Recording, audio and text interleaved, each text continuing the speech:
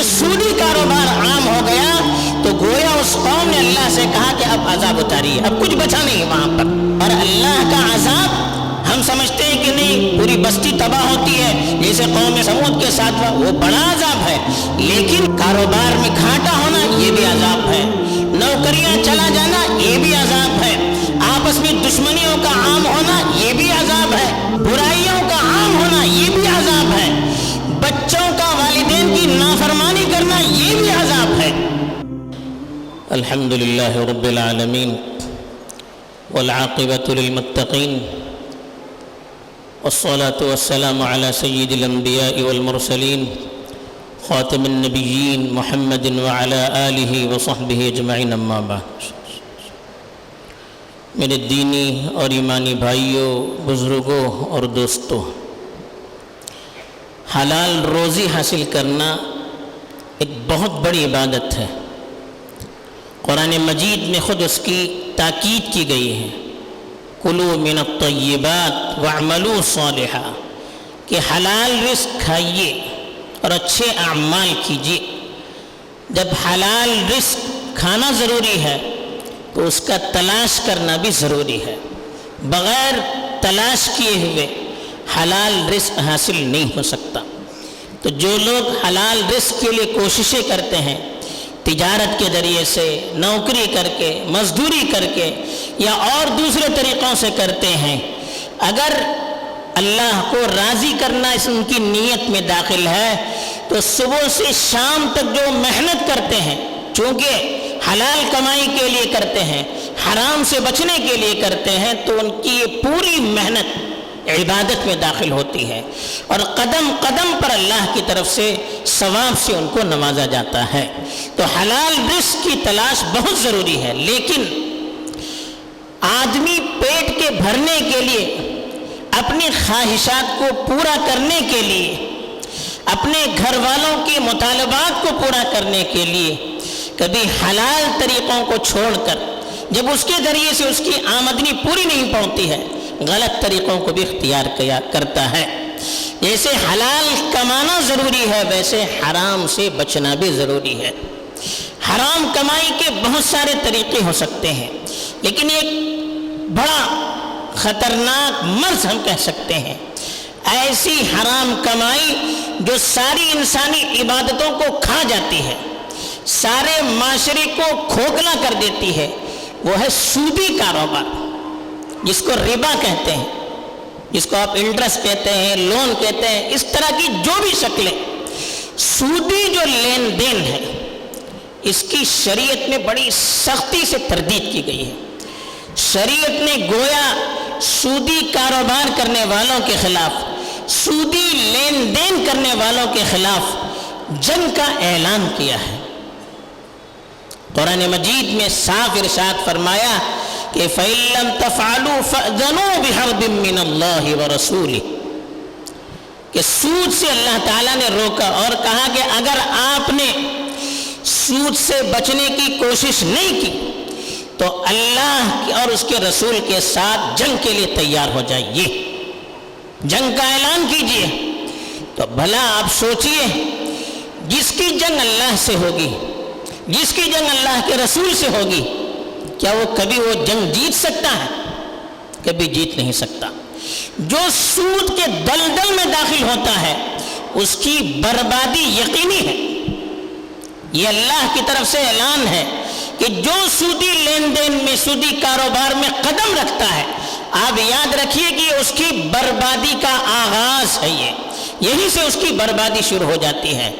آپ نے معاشرے کا، ملک کا، بلکہ دنیا کے حالات کا جائزہ لیا ہوگا تو آپ کو معلوم ہوگا بڑی بڑی کمپنیاں جن کی بنیاد سود پر تھی بالکل تباہ ہو گئی، لاکھوں لوگوں کی نوکریاں چلی گئی، بربادی ہی بربادی ہوتی ہے۔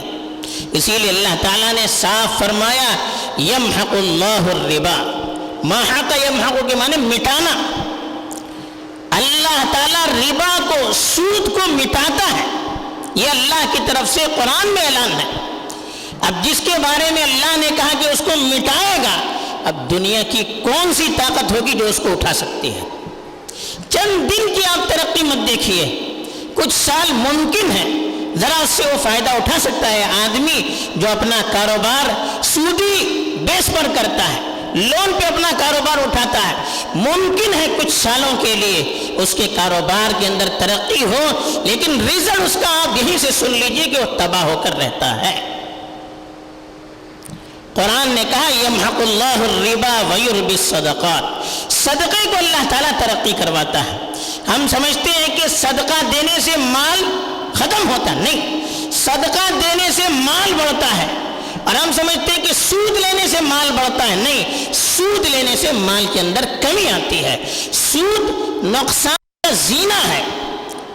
اسی لیے اللہ کے رسول صلی اللہ علیہ وسلم نے کہا کہ لعن اللہ آکل الربا وموکلہ وشاہدیہ وکاتبہ، او کما قال صلی اللہ علیہ وسلم، کہا اللہ تعالیٰ نے لعنت کی ہے سود لینے والے پر، سود دینے والے پر، اور سود کی معاملے پر اگر کوئی گواہی دیتا ہے، ہوتا ہے نا سود کی لین دین ہم کر رہے ہیں، کوئی آپ کے معاملے کے لیے دو گواہ ہوتے ہیں، کہا کہ اس گواہ پر بھی اللہ کی لعنت ہے۔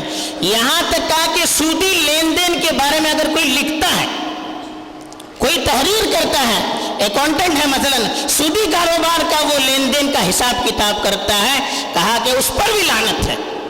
جتنے لوگ سودی معاملات میں لین دین میں ایک دوسرے کا تعاون کریں گے، ان سب پر اللہ کے رسول صلی اللہ علیہ وسلم نے کہا اللہ نے اپنی رحمت سے ان کو دور کر دیا ہے، اللہ نے ان پر لعنت کی ہے۔ تو جس پر اللہ کی لعنت ہو، جس پر رسول کی لعنت ہو، وہ کہاں سے ترقی کر سکے گا؟ اس کی زندگی میں کہاں سے خیر آ سکے گا؟ اس کی زندگی میں کہاں سے برکت آ سکتی ہے؟ بلکہ اللہ کے رسول صلی اللہ علیہ وسلم نے تو کہا کہ ما اظہر الربا والزنا فی قریۃ، ما اظہر الربا والزنا فی قریۃ الا احلوا بانفسهم العذاب، او کما قال صلی اللہ علیہ وسلم، کہ جس قوم میں بھی زنا عام ہوتا ہے، سودی کاروبار عام ہوتا ہے، تو الا احلوا بانفسهم عذاب اللہ، وہ اپنے اوپر اللہ کے عذاب کو لاگو کر دیتے ہیں۔ جس قوم میں زنا عام ہو گیا، جس قوم میں سودی کاروبار عام ہو گیا، تو گویا اس قوم نے اللہ سے کہا کہ اب عذاب اتاریے، اب کچھ بچا نہیں ہے وہاں پر۔ ایسی قوم پر اللہ کا عذاب آنا لازمی، اور اللہ کا عذاب ہم سمجھتے ہیں کہ نہیں پوری بستی تباہ ہوتی ہے، جیسے قوم عود کی، قوم نوح کے ساتھ ہوا، قوم سمود کے ساتھ ہوا، وہ بڑا عذاب ہے، لیکن کاروبار میں گھاٹا ہونا یہ بھی عذاب ہے، نوکریاں چلا جانا یہ بھی عذاب ہے، آپس میں دشمنیوں کا عام ہونا یہ بھی عذاب ہے، قحط سالی کا آنا یہ بھی عذاب ہے۔ عذاب کی بہت سی شکلیں ہوتی ہیں، برائیوں کا عام ہونا یہ بھی عذاب ہے، بچوں کا والدین کی نافرمانی کرنا یہ بھی عذاب ہے۔ تو عذاب کی شکلیں الگ الگ ہوتی ہیں، ایک بارگی پوری بستی کو برباد کرنا کوئی ضروری نہیں ہے، اور اللہ کے رسول صلی اللہ علیہ وسلم نے کہا کہ اللہ تعالیٰ کا وعدہ ہے اس امت کو پوری کی پوری اللہ تعالیٰ ایک بارگی ہلاک نہیں کرے گا، لیکن ایسی جزئی عذاب آتے رہیں گے۔ بلکہ اللہ کے رسول صلی اللہ علیہ وسلم نے تو یہاں تک فرمایا کہ درہم ربا یأکلہ الرجل وہو یعلم اشد من 36 زینۃ، کہ سود کا ایک درہم آدمی اگر استعمال کرتا ہے اور اس کو معلوم ہے کہ یہ سود کا ایک درہم ہے، تو 37 زنا سے بھی بدتر، 36 زنا سے بھی بدتر کہا، 36 مرتبہ زنا کرنے پر جو عذاب ہے اس سے بڑھ کر ایک سود کے 1 روپے کے استعمال پر عذاب آتا ہے۔ کتنی سخت وعیدیں قرآن میں اور حدیث میں سنائی گئی، کیوں سنائی گئی ہے؟ اس لیے کہ سود کا سب سے جو بڑا نتیجہ ہوتا ہے وہ ہے آپسی دشمنیاں۔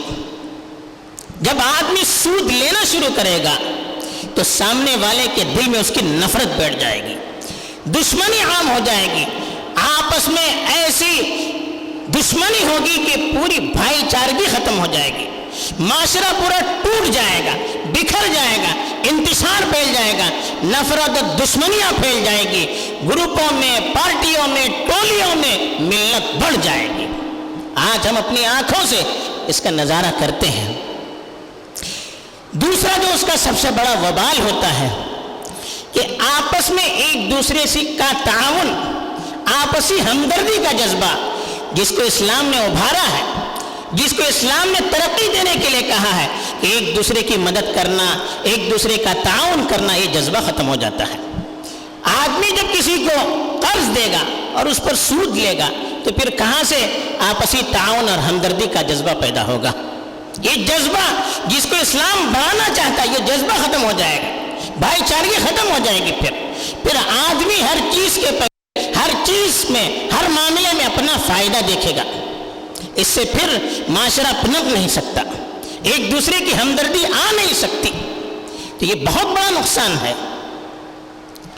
سود جب آدمی لینا شروع کرتا ہے اس کے اندر پھر حرص پیدا ہو جاتی ہے، مال کی محبت پیدا ہو جاتی ہے۔ اب اس کے دماغ میں یہی رہتا ہے کہ کسی طرح سے سامنے والے کا مال لے لو، چاہے سامنے والا فقیر ہو جائے، برباد ہو جائے۔ اسی لیے کہا غریبوں کا استحصال ہوتا ہے۔ ایک آدمی قرض کیوں لیتا ہے؟ کاروبار کرنا ہے، گھر بنانا ہے، کیوں قرض لیتا ہے؟ اس کے پاس آمدنی نہیں ہوتی ہے، مجبوری میں لیتا ہے۔ اب اس پر ہم سود بھی لگا دیں گے کہ ہم آپ کو قرض دیں گے، لیکن مہینے میں قرض کے ساتھ ساتھ اتنا آپ کو لوٹانا ہوگا۔ نتیجہ کیا ہوگا؟ وہ بیچارہ قرض لے لیا تھا پیسہ نہ ہونے کی وجہ سے، اب وہ قرض کہاں سے بھرے گا جب سود نہیں بھر پائے گا؟ نتیجہ کیا ہوگا؟ وہ آدمی جو غریب تر ہوتا چلا جائے گا، اپنی پراپرٹی بھیج دے گا، اپنی ساری چیزیں بیچ دے گا، یہاں تک نوبت پہنچتی ہے آدمی اپنے بچوں کو، اپنی بیویوں کو تو گروی تک رکھتا ہے۔ کیوں؟ قرض پورا کرنے کے لیے، سود دینے کے لیے۔ پھر کیا ہوگا اس معاشرے کا؟ جب غریبوں کی آہ لگے گی، جب غریبوں کی بددعا لگے گی، تو کیا سامنے والا ترقی کر سکے گا؟ نہیں کر سکتا۔ یہ بہت ساری بیماریاں ہیں جو معاشرے کو کھوکھلا کرتی ہے۔ اس کی وجہ سے شریعت میں سودی لین دین اس کو حرام قرار دیا ہے۔ اب سودی لین دین ہوتا کہاں ہے؟ ایک جو مروجہ ہمارے یہاں شکل ہوتی ہے آج کل، وہ آدمی قرض دیتا ہے کسی کو، 5 لاکھ روپیہ، 10 لاکھ روپیہ، 2 لاکھ روپیہ کسی کو قرض دیتا ہے، ایک مدت متعین کر دیتا ہے کہ 1 سال میں آپ کو 5 لاکھ روپیہ قرض دے دوں گا، 1 سال کے بعد آپ مجھے 5 لاکھ روپیہ اور اس کے ساتھ 50,000 سود لوٹائیں گے۔ یہ ایک شکل ہے جو عام ہے۔ پھر جیسے جیسے وہ مدت بڑھاتا جاتا ہے ویسے ویسے وہ سود کی مقدار بڑھتی چلی جاتی ہے۔ یہ عام ہو رہا ہے معاشرے میں، مسلمانوں کے معاشرے میں عام ہو رہا ہے، اور لوگ سوچتے ہیں کہ نہیں ہمارا پیسہ ہے، اگر اسی پیسے کو ہم بزنس میں لگاتے کتنا ترقی کر جاتا۔ اب یہ بزنس ہے، کسی کو قرض دینا، کسی کی مدد کرنا بزنس ہے، تو آپ کو بزنس ہی کرنا تھا تو آپ نے قرض کیوں دیا؟ وہ تو بیچارہ مجبور ہے، اس کے پاس پیسہ نہیں ہے، اس لیے وہ آپ سے قرض مانگ رہا ہے۔ اس کو بھی آپ نے بزنس کا ذریعہ بنا دیا تو پھر سوچیے آپ کی انسانیت کہاں چلی گئی۔ اسی پیسے کو 5 لاکھ روپے کو 2 سال تک الماری میں رکھیں گے، بڑھے گا وہ؟ تب تو آپ کو سود کی اہمیت معلوم نہیں ہوتی ہے، لیکن جب کسی غریب کو دیتے ہیں تو بزنس آپ کے دماغ میں گھومنے لگتا ہے۔ ایسے ہی سود کی ایک شکل ہوتی ہے، آدمی کسی کو بزنس کے لیے پیسہ دے دیتا ہے، ٹھیک ہے پارٹنرشپ کرنی چاہیے، لیکن اس کے اصول ہوتے ہیں یا نہیں؟ وہ کہتا ہے کہ میرا 10 لاکھ روپیہ ہے، مجھے منتھلی 10,000 آنے چاہیے، آپ کو فائدہ ہو نقصان ہو۔ یہ سود ہے، یہ سود ہے۔ کاروبار کا مطلب یہ ہوتا ہے کہ آپ نے اماؤنٹ دے دیا، اب جو فائدہ ہوگا اس کی پرسنٹیج کے حساب سے تقسیم ہوں گے۔ اب 5,000 بھی مل سکتے ہیں، 25,000 بھی مل سکتے ہیں، اور نفع نقصان دونوں میں شریک ہوں۔ خالی فائدہ ملے تو شریک، نقصان میں ہم شریک نہیں، یہ سود ہے۔ یہ شکل بھی عام ہو رہی ہے، ممکن ہے لوگوں کو معلوم نہ ہو لیکن عام ہو رہی ہے، اور اس کے اثرات بھی ہمیں نظر آ رہے ہیں۔ اسی طرح سے سود کی ایک شکل، آدمی کاروبار کرتا ہے، سود لے کر کرتا ہے۔ کیا ضرورت ہے؟ آپ کو اپنی حیثیت کے مطابق کاروبار کرنا ہے، جتنا پیسہ ہے اس کے مطابق کیجیے، سود لے کر بڑا کاروبار کرنا اس کی ضرورت کیا ہے؟ یہ تو ابتدائی میں آپ نجاست میں اپنا ہاتھ ڈال رہے ہیں. عمارت تعمیر کرنے سے پہلے عمارت کو توڑنے والا جو میٹیریل ہوتا ہے وہ اندر ڈال رہے ہیں تاکہ پوری عمارت گر جائے. آپ کو سودی پر کاروبار کرنا ہے تو مت کیجیے. اتنا بڑا کاروبار آپ کے پاس اس کی صلاحیت نہیں ہے. سود لے کر لون لے کر کرنا کوئی ضروری نہیں ہے. بعض لوگ بہانہ بناتے نہیں آج کل حکومت مانتی نہیں ہے. آپ سیدھے سیدھے ٹیکس دینے پر تو راضی نہیں ہوتے ہیں. وہاں چوری کریں گے یہاں بھی چوری کریں گے, وہاں بھی غلطی یہاں بھی غلطی. آپ سیدھا سیدھا کاروبار کیجئے, کوئی آپ کو روکے گا نہیں. کرنے والے کرتے ہیں, کروڑوں کا کاروبار کرتے ہیں بغیر سود کے کرتے ہیں, اللہ برکت بھی دے رہا ان میں. تو یہ بھی ایک شیطانی وسوسہ ہے. تو اس طرح سے بھی ہو رہا. گاڑیاں لون پر سود پر نکالی جا رہی ہیں. اب اس کو ہم روزانہ استعمال کرتے ہیں, بائک ہے, کار. پیسہ نہیں تو اتنی بڑی گاڑی لینے کی ضرورت کیا ہے؟ کوئی ضرورت نہیں. آپ اپنی حیثیت کے مطابق کیجئے, اللہ اس میں سکون دے گی, اطمینان دے گی. ورنہ زندگی میں سکون نہیں ہوتا ہے. اس سے بڑی آفت یہ ہے کہ جو سودی ادارے ہوتے ہیں, بینک ہیں اس طرح کے, اس کو بڑھاوا دینے کی بھی ہم فکر کرتے ہیں. سودی بینک بڑھ جائے, اس کو ترقی مل جائے. یہ تو اور بہت بڑا ظلم ہے. جب سود کے بارے میں لکھنے پر اتنی بڑی وعید ہے, گواہی دینے پر اتنی بڑی وعید ہے, تو ہم بینکوں کو, سودی اداروں کو بڑھانے کی فکر کریں گے, اس کو ترقی کرنے کی فکر کریں گے, اس کو سپورٹ دیں گے, تو پھر کتنا بڑا وبال ہوگا. قرآن نے کہا وَتَعَاوَنُوا عَلَى الْبِرِّ وَالتَّقْوَى, نیکی کے کاموں میں, بھلائی کے کاموں میں, تقوی کے کاموں میں ایک دوسرے کا سپورٹ کیجیے. وَلَا تَعَاوَنُوا عَلَى الْإِثْمِ وَالْعُدْوَانِ, گناہ کے کاموں میں, ظلم کے کاموں میں آپ سپورٹ مت کیجیے. کسی سودی ادارے کو ترقی دینے کے لیے اگر ہم کوشش کرتے ہیں تو برائیوں کو عام کرنے کے لیے ہم کوشش کر رہے ہیں. پھر اس کا جو وبال ہوگا اللہ کی طرف سے, ہم اور آپ اس کا اندازہ نہیں کر سکتے.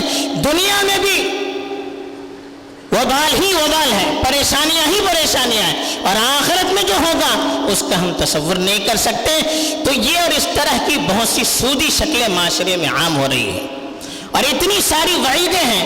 اس کے ہوتے ہوئے پھر بھی ہم اگر سودی معاملات کریں گے بزنس میں اور دوسری اس میں, تو پھر کیا ہمارے گھر میں سکون آئے گا؟ ہماری اولاد ہماری تابع اور فرما بردار بنے گی؟ آج شکایت ہے لوگوں کو, اخلاق ختم ہو جا رہے ہیں, حیا ختم ہو جا رہی ہے, اطاعت اور فرما برداری کا جذبہ ختم ہو رہا. کیوں ہو رہا ہے؟ حرام لقمہ پیٹ میں جائے گا تو کیا اچھی عادتیں آئیں گی؟ غلط چیز پیٹ میں جائے گی, غلط چیز ظاہر ہوگی, اچھے اثرات اس کے ظاہر ہوں گے. تو اب ہمارا اور آپ کا اپنا فیصلہ ہے, ہم کیا چاہتے ہیں, اپنی اولاد کو کس طرح بنانا چاہتے ہیں, اپنے معاشرے کو کس رخ پر لے جانا چاہتے ہیں, اپنے ملک کو کس رخ پر لے جانا چاہتے ہیں. یہ ہمارا فیصلہ ہے, ہمیں سوچ سمجھ کر فیصلہ کرنا چاہیے. اللہ تعالی ہمیں سود اور اس کے سارے اثرات سے محفوظ رکھے, اور اس سے جو غلط اثرات مرتب ہو رہے ہیں ان سب سے ہماری حفاظت فرمائے. آمین. وآخر دعوانا الحمد للہ رب العالمین.